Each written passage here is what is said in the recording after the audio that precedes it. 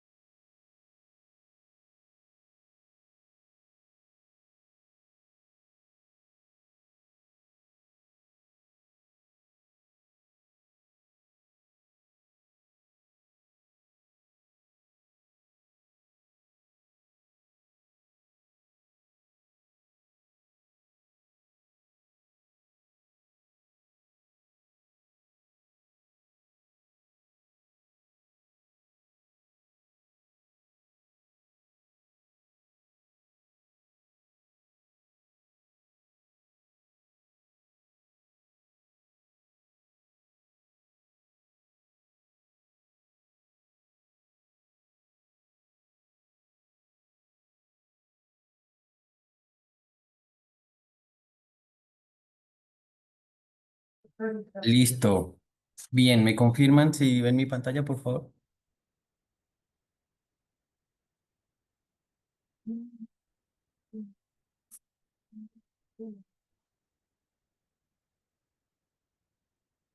Hola, hola.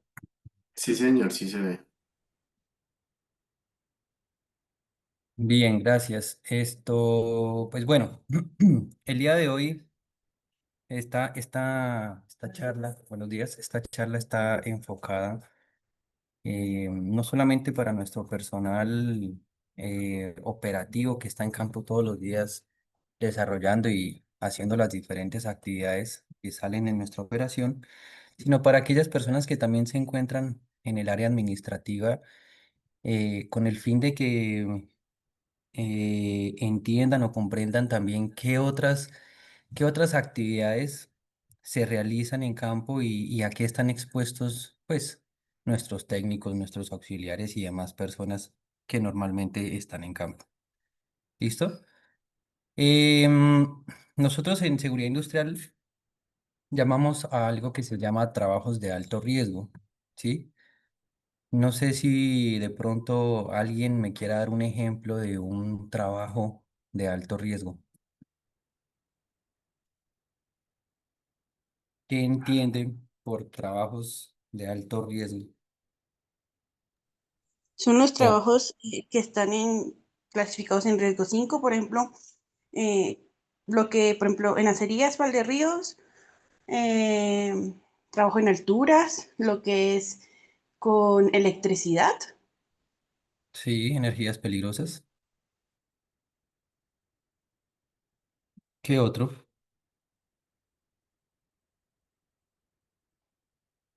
Trabajos de perforación. Mm, Perforaciones. Bueno, está catalogado dentro, posiblemente dentro de espacios confinados. Espacios confinados es una. Todo lo que tenga que ver con la manipulación, transporte, almacenamiento de productos químicos.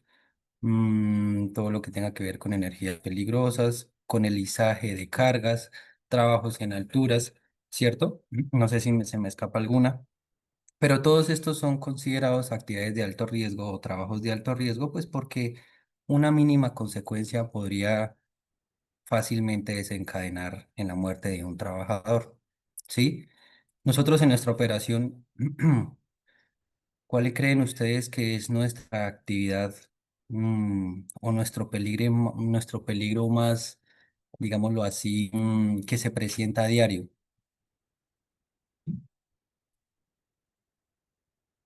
en la operación? Trabajo en la transporte, la movilidad. transporte, movilidad, ¿qué otro?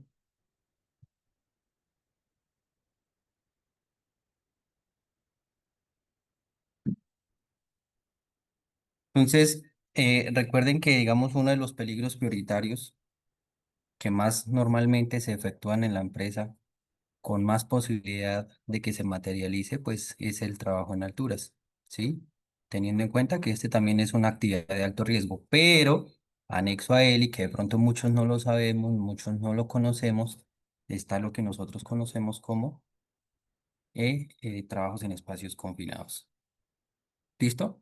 Entonces la charla de hoy pues va a estar enfocada a este tema, trabajo en espacios confinados bajo la resolución 0491 del 2020. Es una resolución obviamente colombiana, la cual establece esos requisitos mínimos para desarrollar o para realizar trabajos en alturas.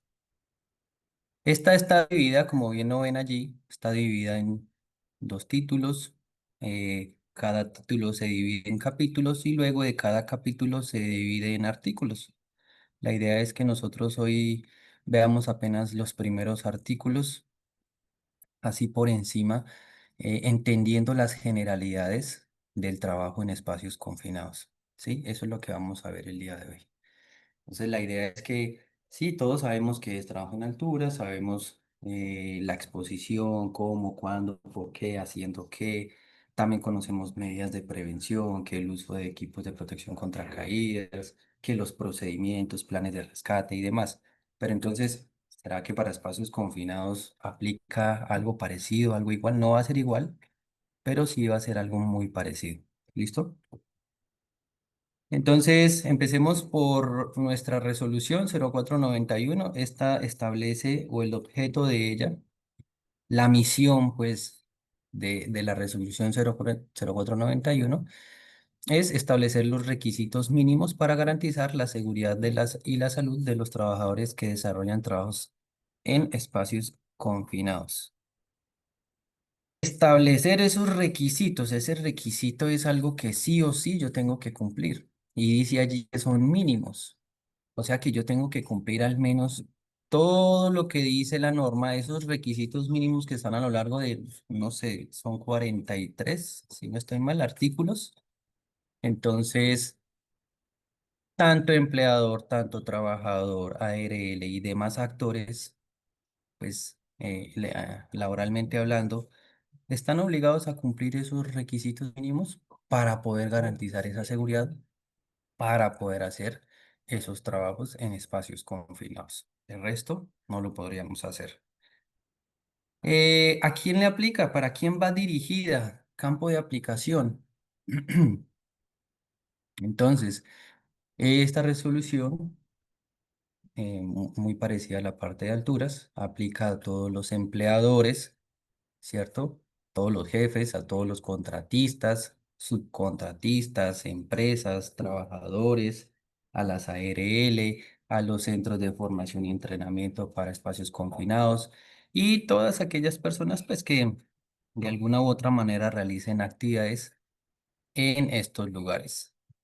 El parágrafo 1 de este artículo, del artículo número 2, establece las excepciones, es decir, a quienes no le aplica. Aquí podemos ver a quién sí y a quién no. Sí le aplica a los trabajadores, empresas, empleadores, contratistas y demás, pero se exceptúan, no les aplica a quienes actividades de atención de emergencias y rescate, organismos de socorro, actividades en misión propia de lo que tiene que ver con policía, fuerzas militares, actos circenses o voluntarios. ¿Han escuchado hablar de los actos circenses? ¿O qué entienden por actos circenses?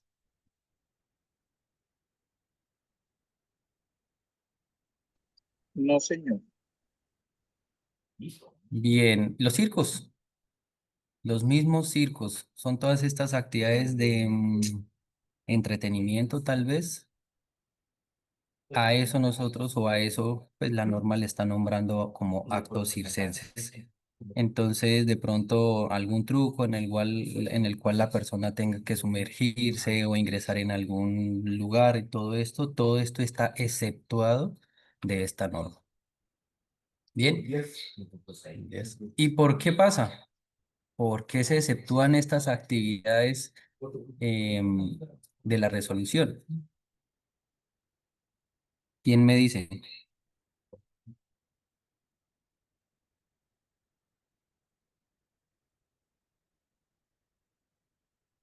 ¿Por qué será que estas actividades de atención de emergencia, rescate de los policías, los militares, no les aplica esta resolución? Porque lo hacen por voluntad propia. Ah, bueno, ¿qué más?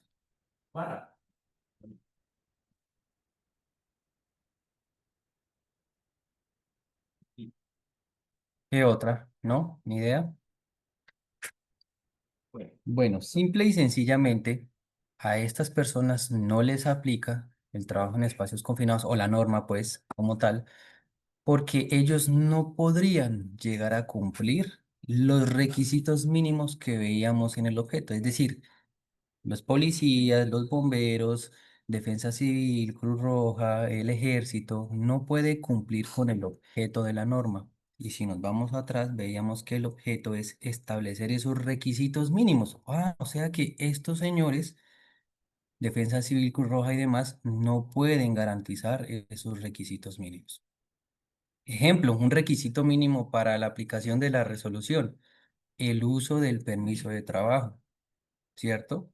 O por allá hay un documento que se llama APA, Análisis de Peligro por Actividad, en donde se aplica únicamente para espacios confinados. Entonces tú no vas a ver o nadie va a ver, no sé, un policía desarrollando un permiso de trabajo, nadie va a ver un paso que se va a meter en un pozo o en algo haciendo un permiso de trabajo o cualquier otro documento que sí sea un requisito de la norma. ¿Listo? Por eso es que a estas personas no les aplica la resolución. ¿Claros hasta ahí? Bien, continuamos. Bien, nos vamos con el artículo 3. Ya vimos a quién le aplica, a quién no le aplica, pero ¿qué es un espacio confinado exactamente? Un espacio confinado debe tener estas tres características. Primero, no están diseñados para la ocupación continua del trabajador, es decir, que fue diseñado para almacenar cualquier otra sustancia, ¿cierto? Sea inflamable, sea líquida, sea sólida, sea como sea la sustancia, fue diseñada para almacenar eso.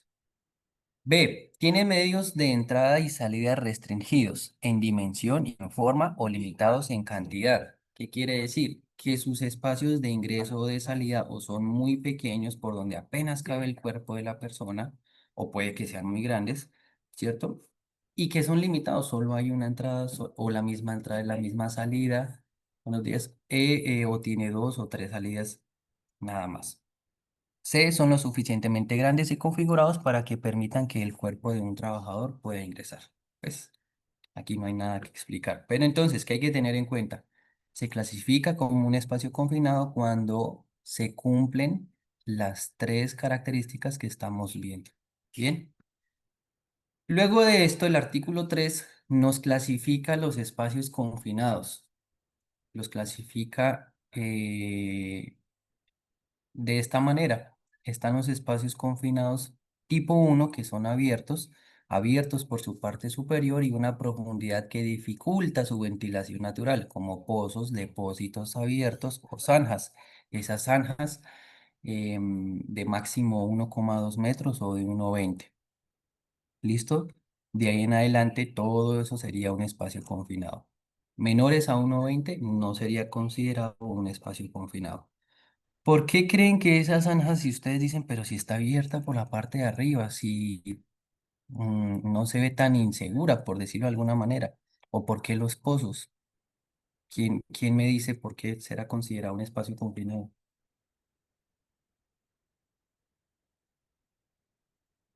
¿Alguna idea? De a uno. Por su profundidad, quizás.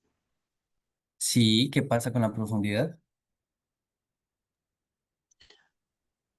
Pues es que, bueno, no estoy segura, ¿no? Pero Tranquila. si se supone que nosotros los seres humanos, pues dependiendo de lo que haya en la profundidad, sí, del pozo, porque puede haber agua, dependiendo si es agua, ¿sí? Un ejemplo, el agua. Sí. A medida que el ser humano va sumergiéndose, o sea, va llegando a más altura bajo el agua, la presión va aumentando y eso puede ocasionar daños al ser humano, hasta causarle la muerte. Por eso la profundidad es tan importante. Ok. Bueno, entonces vamos a aclarar algo. Normalmente uno de los peligros o las condiciones que hacen que un espacio sea confinado es que su atmósfera no sea respirable o que sea peligrosa. ¿Qué quiere decir la atmósfera? La atmósfera respirable, lo que podemos llegar a respirar dentro de ese lugar, dentro de ese sitio. No es respirable porque simplemente contiene sustancias tóxicas, contiene sustancias inertes, contiene sustancias inflamables y esto la hace muy peligrosa. Es decir, gases. Algunos gases son muy pesados, más pesados que el oxígeno, y lo que hace este gas es almacenarse en esas partes bajas. Cuando la persona ingresa dentro de ese espacio, pueda que, si no hay una buena ventilación, exista de pronto alguna traza o algunas cantidades pequeñas de estos gases, y estos gases, pues, dependiendo su naturaleza, pues pueden provocar en el cuerpo de la persona muchas reacciones, desde una simple intoxicación, irritación de las vías aéreas hasta, pues, el desplazamiento del oxígeno y la muerte como tal. ¿Listo? Es más por esto. Luego también tenemos los tipo 2. Los tipo 2 son espacios confinados cerrados con una pequeña abertura en entrada y salida, como silos, tanques de almacenamiento, túneles, cisternas de transporte y demás. ¿Listo? Estos sí ya están más diseñados para almacenar, digamos, sustancias combustibles como gas, crudo, gasolina, CPM, entre otros. ¿Listo? Y aparte de eso, los espacios confinados se dividen según el grado de peligro para la vida de los trabajadores, desde la clase A hasta la clase C, perdona, ya me quedó mal, era la clase A, clase B y clase C.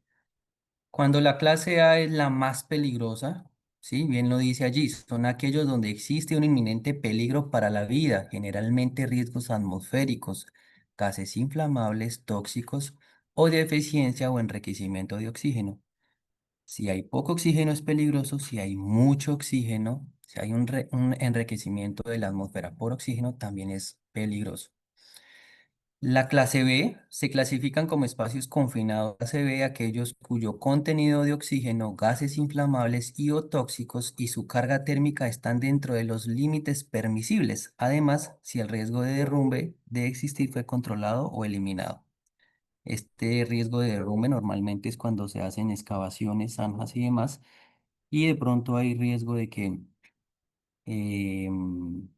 las paredes pues, de la excavación se vengan abajo y puedan atrapar a las personas. Estos espacios confinados, dice allí, siempre y cuando los valores límites permisibles lo permitan. Los valores límites permisibles es la cantidad mínima dentro de un horario de trabajo que puede llegar a tener o aguantar o soportar pues un trabajador. ¿Listo? Entonces, o sea que el trabajador puede llegar a estar expuesto a, no sé, a un gas propano, metano, sí, pero dependiendo del valor límite permisible, para cada sustancia va a ser un valor límite permisible diferente porque no todos tienen las mismas características en el cuerpo de la persona. ¿Listo? Luego tenemos el clase C. Esta categoría corresponde a los espacios confinados donde las situaciones de peligro no exigen modificaciones especiales a los procedimientos normales de trabajo o el uso de EPP adicionales. Por ejemplo, tanques nuevos y limpios, fosos abiertos al aire libre, cañerías nuevas, limpias, etcétera. Donde de pronto no hay la posibilidad de almacenar alguna sustancia química peligrosa, donde no puedan existir, em, digamos, ¿qué otra cosa? esos gases inertes o esos gases que desplazan el oxígeno que se vuelven atmósferas asfixiantes. ¿Listo? Bien lo dice allí, cuando son nuevos o cuando están limpios, su atmósfera es completamente respirable. ¿Listo? O cuando de pronto existe una muy buena ventilación del lugar, entonces no es peligroso. ¿Listo? De esta manera clasificamos entonces los espacios confinados en tipo 1, tipo 2 y luego se divide en el grado de peligrosidad para la persona en clase A, clase B y clase C. Ejemplos. Estos son ejemplos de espacios confinados. Miren, cuántos accidentes ustedes han podido escuchar que se presentan en los carrotanques porque las personas almacenan sustancias y cuando van a hacer limpieza, las personas que ingresan desafortunadamente van cayendo a uno detrás del otro por la inhalación o por la exposición a estas sustancias. Cada sustancia tiene un nivel permisible. Unas con solamente 2 minutos de exposición ya provocan en la persona pérdida del estado de conciencia. 5 minutos después ya genera daños a nivel cerebral. 6 minutos, 7 minutos después es una persona, pues, desafortunadamente fallece. Depende de las sustancias que se almacenen. Túneles, alcantarillados, mm, silos de almacenamiento, donde nos vemos normalmente por allí a las afueras de la ciudad con todos estos silos de almacenamiento de arroz especialmente, ¿cierto? Pero bueno, cualquier otra sustancia que almacene de todas maneras son silos, se convierten en espacios confinados. Este era el que yo les hablaba hace un momento, de zanjas, de excavaciones. Todos estos, luego de 1,2 metros, se convierten en espacios confinados. ¿Listo? Igual que para el trabajo en alturas, van a existir una serie de medidas de prevención, una serie de medidas de protección, pues que de alguna manera pretenden evitar esos accidentes y esas fatalidades mientras se desarrollan estos trabajos. Y, ¿quién me dice cuál es el espacio confinado que normalmente podríamos llegar a tener y realizar en nuestra operación telemática?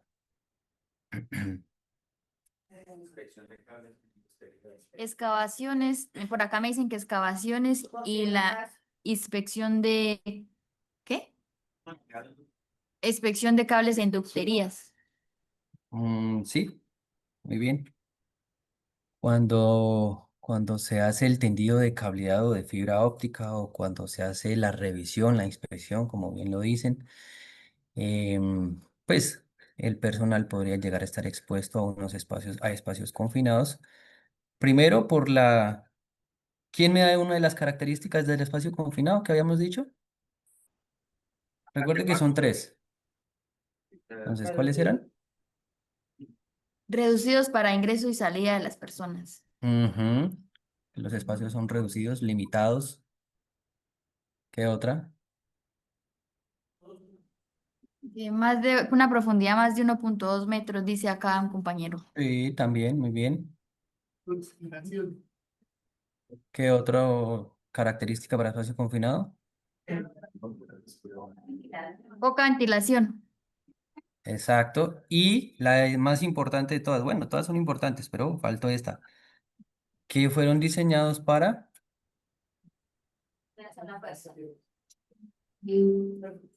No fueron diseñados para vivir.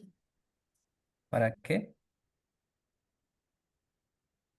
Que no fueron diseñados para ser ocupados por una persona, ¿cierto? Que fueron diseñados para ser ocupados por otras sustancias, por unos materiales o demás cosas, menos por una persona. Entonces, efectivamente, en nuestra compañía, en nuestras operaciones, podríamos llegar a encontrarnos normalmente con este tipo de espacios confinados. Como yo les decía anteriormente, de todas maneras existen unas medidas de prevención y unas de protección que, pues, como la norma lo decía en su objeto, son requisitos que sí o sí se deben cumplir, que para ellos son requisitos mínimos y que si pues se cumplen a cabalidad, pues vamos de alguna u otra manera a reducir los peligros generados por los espacios confinados. ¿Listo? Bien, son 35, 36 definiciones. Yo apenas les traje aquí dos definiciones, dos o tres definiciones que me parecen demasiado importantes. Está primero aire respirable. ¿Qué es el aire respirable para nosotros en espacios confinados? Y dice así, se considera aire de calidad respirable el que cuente con las siguientes características. Recuerden que el contenido, el aire con que nosotros respiramos no está al 100% de oxígeno, sino simplemente una cantidad, ¿cierto? Pero para que sea respirable debe estar entre el 19,5 y el 23,5% durante las actividades o dentro del espacio confinado. Contenido de hidrocarburo condensado de 5 milímetros por metro cúbico de aire o menos. Contenido de monóxido de carbono en 10 partículas por millón o menos. Y contenido de dióxido de carbono de 1000 partículas por millón o menos. Recuerden que cada sustancia tiene unas concentraciones mínimas y máximas que el trabajador podrá estar expuestos. Y la ausencia de olor perceptible. Recuerden que los olores pues también nos pueden dar a entender que estamos expuestos a alguna sustancia, algún gas o cualquier otra cosa que puede ser peligrosa, inmediatamente peligrosa para la vida y para la salud. Luego tenemos las atmósferas peligrosas, aquella que puede exponer a una persona a un riesgo de muerte, incapacidad, deterioro de la capacidad em, de autorrescate, es decir, que por sí solita pueda llegar a salir, que simplemente se sintió mareado, que fue a intentar subir la escalerilla, e intentar salir por la tapa, no alcanzó porque la sustancia ya hizo el efecto y no pudo autorrescatarse. Lesión, enfermedad grave por alguna de las siguientes causas. Atmósferas tóxicas, algunos gases tóxicos. Un ejemplo de un gas tóxico,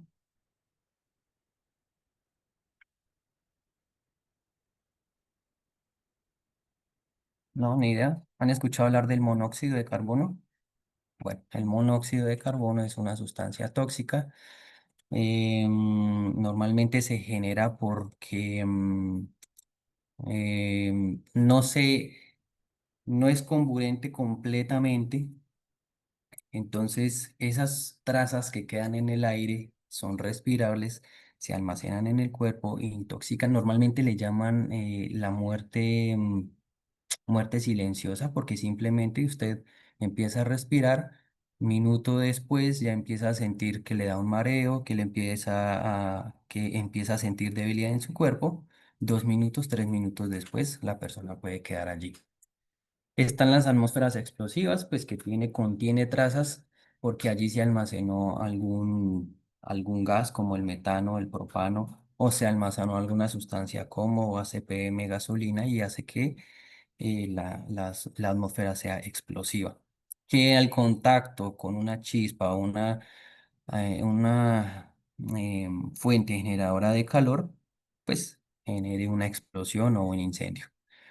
Tenemos las atmósferas deficientes de oxígeno, que recuerden que son las que están por debajo de los 19,5% de oxígeno. Y tenemos las atmósferas inertes. Estas atmósferas inertes se representan por, ¿cómo les explico allí? Porque en el lugar pueden llegar a presentarse unos gases, como por ejemplo el dióxido de carbono. El dióxido de carbono lo que hace es desplazar el oxígeno. Es un gas pesado, y lo que hace es que la atmósfera se vuelva totalmente inerte, que al respirar no hay nada que respirar. Es como si nos estuviéramos ahogando prácticamente. ¿Listo? ¿Cómo? ¿Corto? Mm, mm. Bueno, ya acabo. Vale. ¿Listo? Esta era la otra que les decía, inmediatamente peligroso para la vida y la salud, las famosas atmósferas IPBS, que son las mismas atmósferas que acabamos de hablar, solo que en espacios confinados le llaman atmósferas IPBS, que traduce inmediatamente peligroso para la vida y para la salud. Luego tenemos el monitoreo estratificado. Es la medición que nosotros hacemos con nuestro multidetector de gases. Estratificado es que se hace en la parte superior, en la parte media e inferior. ¿Por qué así? Porque pues existen muchos gases. Estos gases tienen diferentes características. Unos son livianos, tienen la misma densidad que el aire o que el oxígeno, otros son pesados, como les acaba de decir, y se almacenan en la parte baja de eh, tanques, silos, túneles y demás. Entonces, una medición estratificada es cuando lo hacemos de arriba hacia abajo. em, la cantidad en el tiempo en el que el monitor se demora en detectar alguna sustancia va a depender de la marca, va a depender de la característica de cada monitor, ¿listo? De cada medidor de gases. En el artículo 6 vamos a encontrar identificación y evaluación. El empleador o contratante deberá realizar una identificación, señalización y evaluación de la naturaleza y localización de los espacios confinados y tomar las medidas necesarias para mitigar o eliminar las condiciones que hacen que un sitio sea un espacio confinado de acuerdo con la definición dada en el artículo anterior de la presente resolución. ¿Listo? Así como para trabajo en alturas existen unas obligaciones del empleador, para espacios confinados también vamos a encontrar una serie de obligaciones del empleador, como identificar los riesgos en espacios confinados, realizar los exámenes médicos. No traje aquí las 23 obligaciones que tiene el empleador, sino traje todas son importantes, pero un ejemplo de cada una. Suministrar los elementos de protección personal a todos los trabajadores que se expongan a espacios confinados, disponer de un supervisor. Este supervisor en espacios confinados viene siendo el mismo coordinador de trabajos en alturas, avala permisos de trabajo, identifica peligros o condiciones en el espacio, puede llegar a cancelar, puede llegar a detener la actividad cuando se identifican esas condiciones peligrosas. Garantizar la ventilación natural o forzada. Esa es una medida de prevención, ¿cierto? Cuando nosotros en el espacio confinado contenemos entonces la presencia de algún gas, una de las medidas es que podamos hacer una ventilación para garantizar que esa atmósfera se vuelva respirable. También tenemos obligaciones de los trabajadores, cumplir los procedimientos de salud y seguridad del trabajo establecidos por el empleador. Si el empleador dice que para ingresar hay que hacer tantas mediciones, pues el trabajador deberá seguir el procedimiento. Si el empleador dice que hay que utilizar un equipo de suministro de aire, se debe realizar el uso de ese equipo. ¿Listo? Asistir a las capacitaciones programadas, participar en la elaboración del permiso de trabajo, entre varias tantas, muchas demás. Y luego tenemos en el artículo 9 obligaciones de las administradoras de riesgos laborales, las famosas ARL. Ellas nos van a ayudar a realizar actividades de prevención, campañas de formación, capacitación, prácticas, de todo. Ejercer la vigilancia y control de la prevención y asesorar al empleador y contratante en la identificación de las características técnicas, requisitos normativos, los EPP, cuando de pronto en la compañía se llega a tener duda con el uso de algún equipo, duda con algún equipo de monitoreo, pues la idea es que la ARL presta esa asesoría y pues que a la final el resultado sea la mejor para la operación como tal. Y en el artículo 10, así como en espacios confinados tenemos un trabajador autorizado, tenemos un coordinador de alturas, en nuestra resolución 0491 tenemos los roles y responsabilidades, ¿cierto? En la cual vamos a encontrar, por ejemplo, el responsable o el administrador del programa de espacios confinados. Tenemos al supervisor para trabajo en espacios confinados, es esa persona que queda en la parte de afuera del espacio confinado, verificando, garantizando, abriendo, cerrando, ¿cierto? Permisos de trabajo, entre otros. Tenemos al vigía para espacios confinados. Es esa persona que nos ayuda a... es el primer canal de comunicación en el espacio confinado, por lo tanto esa persona se debe mantener en la entrada del espacio confinado informando al supervisor o al contrario, informando al trabajador sobre las condiciones que se vayan presentando. ¿Listo? Y por último, el trabajador entrante, que es aquel trabajador que fue designado por el empleador para desarrollar las actividades encomendadas en espacios confinados. ¿Listo?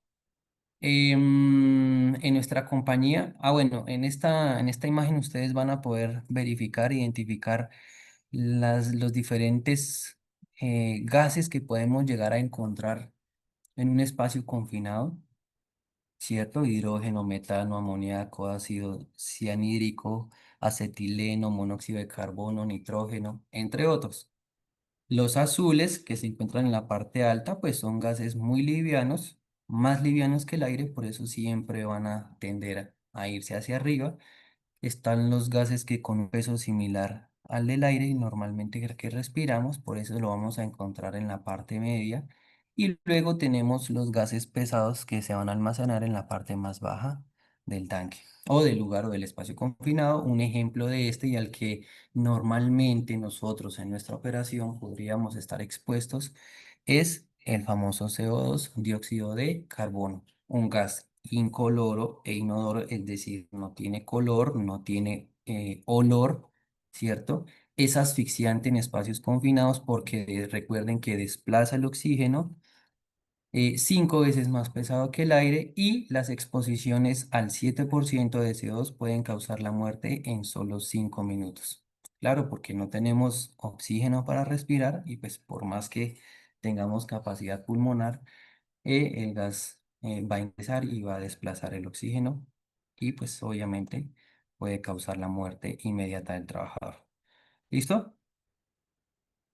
Algunas medidas que puse allí de prevención y o de protección, medición de atmósferas, es decir, que con un aparatico podemos llegar a medir qué tipo de gas podemos encontrarnos en el espacio confinado con una técnica de medición estratificada, que era la que les hablaba hace un momento en las definiciones.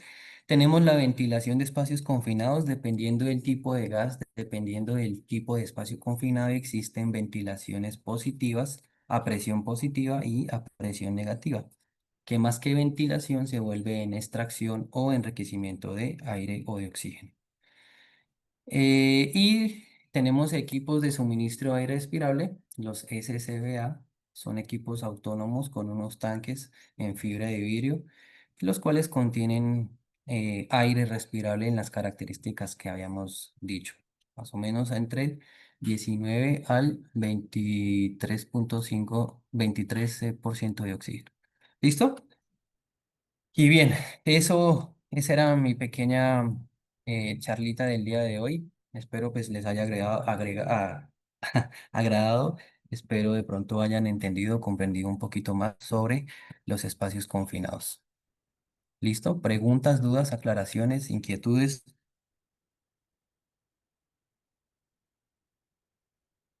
De a uno.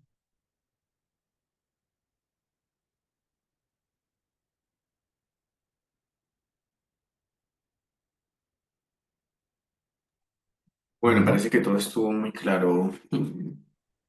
Sí, parece ser. ¿Por qué no Pues participa? Adelante. no, creo que no.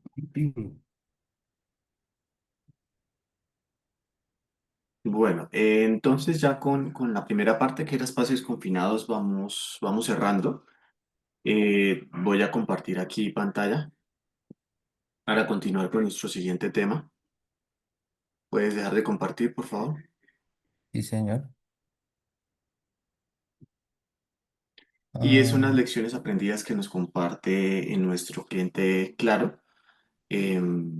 Son varias lecciones aprendidas, entonces hoy vamos a ver algunas de las que nos comparten y la siguiente semana finalizamos con la socialización de estas lecciones aprendidas. Que me impactó bastante a mí cuando, digámoslo así, que recibimos el correo invitándonos a compartir estas lecciones aprendidas, pues que la mayoría no, todas son en trabajo en alturas, accidentes en trabajo en alturas, 5 accidentes graves y una fatalidad. De esos 5 accidentes graves, uno hace referencia pues al evento que nosotros tuvimos en el mes de febrero con nuestro compañero que sufrió la caída del mástil neumático. ¿Por qué entra en esta clasificación dentro de las actividades de Claro? Porque recuerden que con ellos, aparte del contrato que tenemos del contrato que se tiene con Ecopetrol, que ellos tienen con Ecopetrol y que nosotros somos aliados, con Frontera trabajamos en la unión temporal y para esa unión temporal fue el evento que ocurrió en el mes de febrero. Los otros 4 eventos son caídas de escaleras, de tijeras y una de extensión. Y uno fatal, que es el que estamos viendo en pantalla. De los 4 graves, realmente de lo que llevamos en contrato telemática o aliados con Frontera es como el periodo en que más tienen registros de eventos de trabajo en alturas, entonces des en cuenta y haciendo un análisis como de la accidentalidad que es como un patrón común que se haya presentado en este primer semestre, eventos de trabajo en alturas. Ustedes saben que cualquier caída de altura puede llegar a generar lesiones graves, como nos pasó con nuestro compañero. Y en este evento que están viendo en pantalla, confírmeme si se está viendo la lección aprendida. ¿Sí se está viendo? Sí, señora, ahí se está observando. Sí, señor. Vale, perfecto. Ocurrió una fatalidad. Haciendo un análisis digámoslo así que histórico, es la primera vez que en los casi 11 años, o sí, más de 11 años que llevo en la compañía, es la primera vez que escucho de un evento asociado a la caída de un trabajador de una torre de telecomunicaciones. Y eso fue lo que pasó. Y la invitación, antes de entrar a mirar a detalle la lección aprendida, es que eh, esos eventos, así como yo lo analizaba, no había sido como testigo o había escuchado de eventos en los que un trabajador sufriera una caída de este tipo de estructuras. Sí en otras operaciones, sí con otro tipo de actividades económicas, pero no en telecomunicaciones, como le pasó en este momento pues al cliente Claro y al aliado que trabaja para ellos en sus actividades.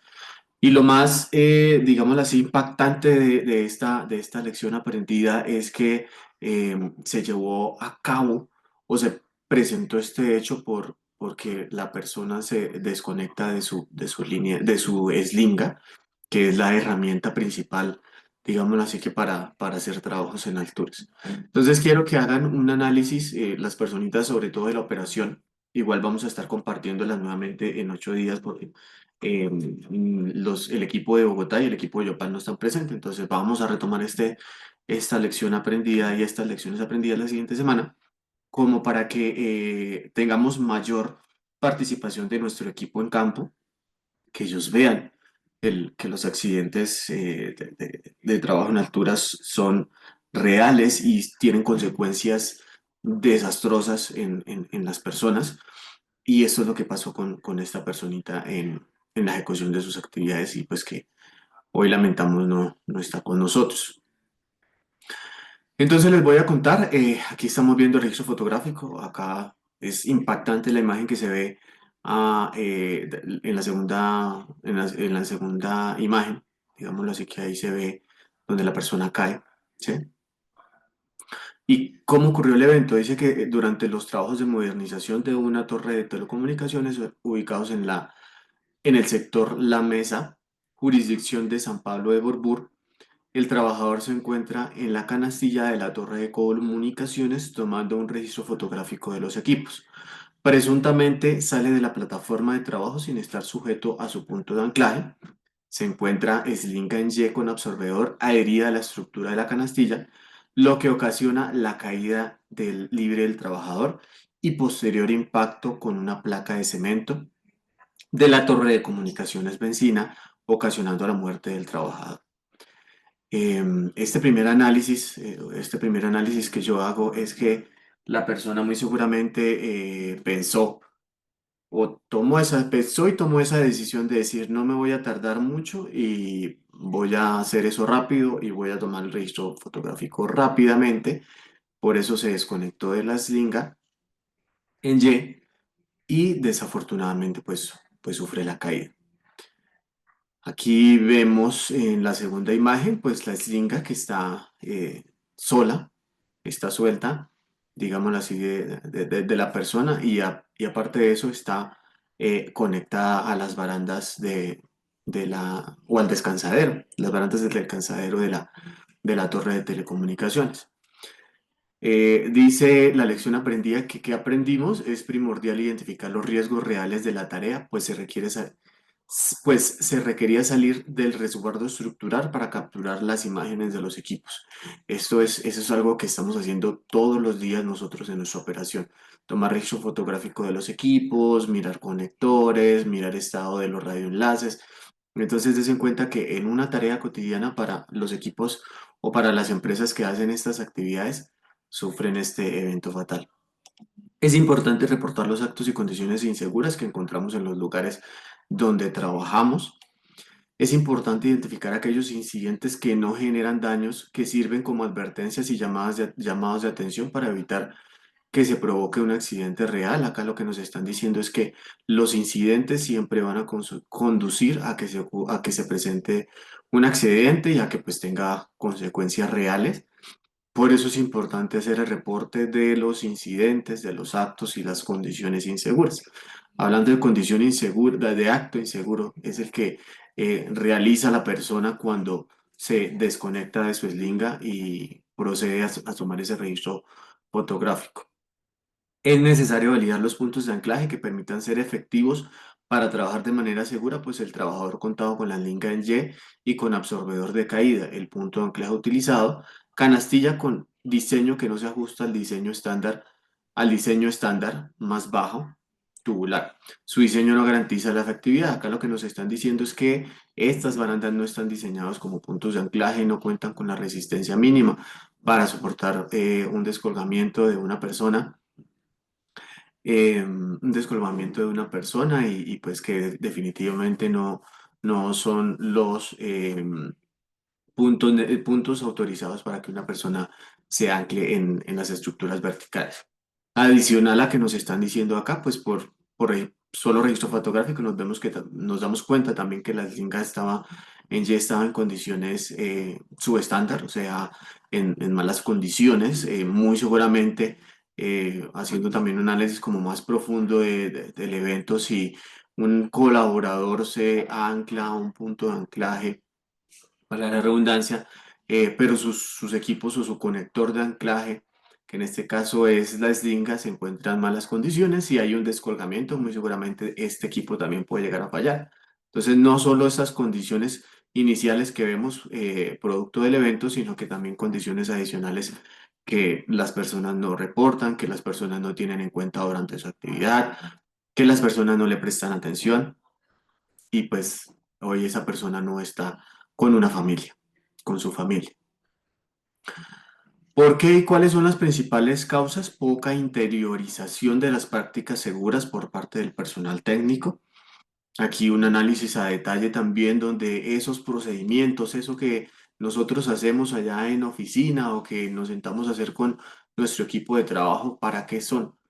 Esas son las famosas prácticas seguras. Allá es donde nosotros hablamos de dónde y por qué debo conectarme a un punto de anclaje seguro y que debe estar por encima de la cabeza de la personita.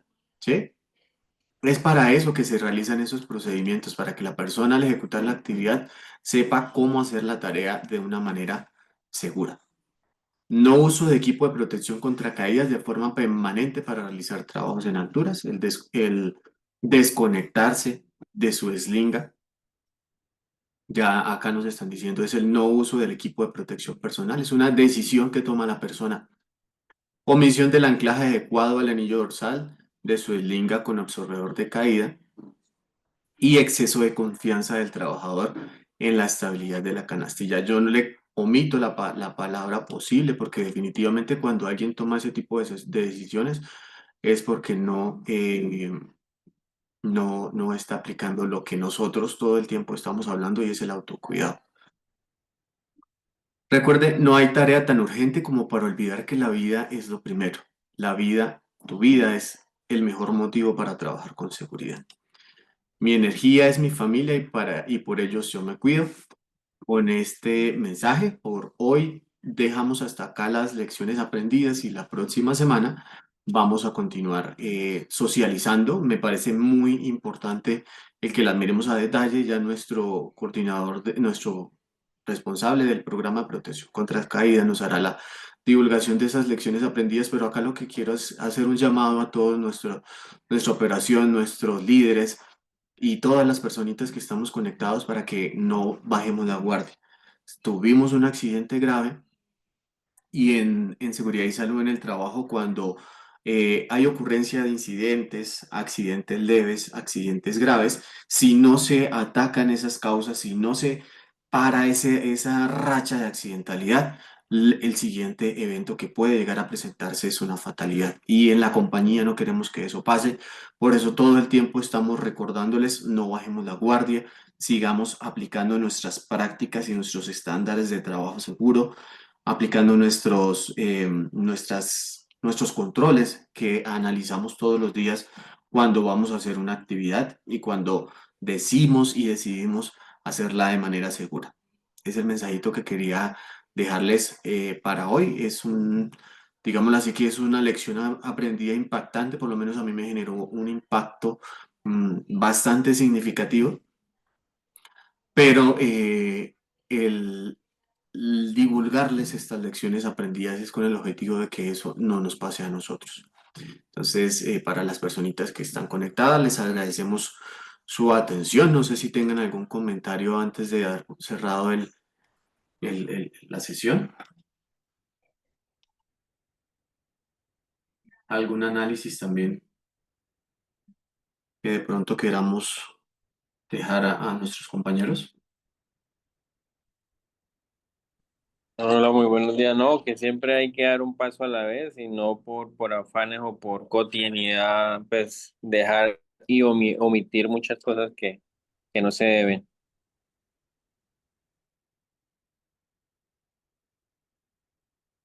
Perfecto, Jefferson, muchas gracias. ¿Alguien más?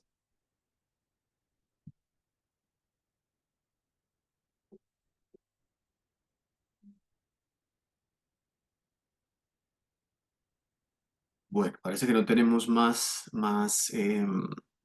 aportes, entonces ya dejé en el chat también el link para que registremos nuestra asistencia. La próxima semana, como les decía, continuamos con la divulgación de estas lecciones aprendidas. Que tengan un excelente resto de día y una excelente semana. Hasta luego. Hasta Muchas luego, gracias, buen gracias. día. Gracias, buen día. Gracias, Hasta buen día. luego, gracias.